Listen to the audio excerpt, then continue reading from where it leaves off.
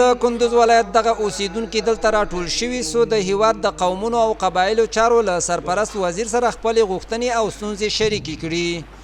په ورته وخت کې بیا د افغانستان د اسلامي امارات د سرحدونو قومونو او قبایلو چارو سرپرست وزیر وایي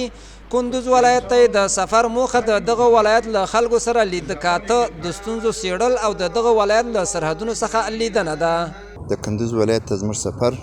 په دې خاطر چې د کندوز د مجاهد ولس د مجاهدینو او په عام طور له قومي مشرانو متنفذینو علماء کرامو سره له نږدې ملاقات وکړو ووینو او د کندوز حالات او د خلکو د ولسونو ستونزې او مشکلات له نږدې څخه واورو او ویې څېړو. اگر ما چند بدید بزنیم از عصبیت و قومیت و خودخواهی و ما هستم و ما فلان هستم و ما فلان هستم بگذاریم الله متعال سرداری دنیا را براتان نصیب میکنه.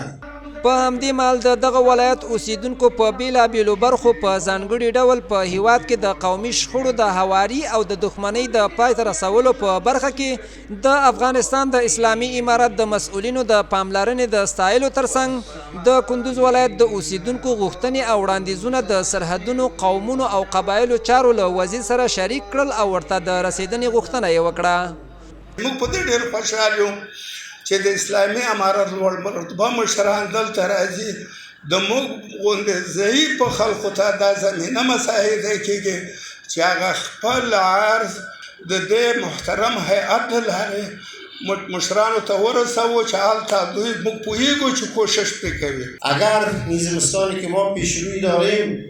مسئولین بزرگوار ما در این راستا فکر کنند که در زمستان پیشروی با همین ملت مسلمان و مجاهدی که در 20 سال در خدمت از اینا بودن چه خدمت کرده میتونن در این باید یک فکر شود.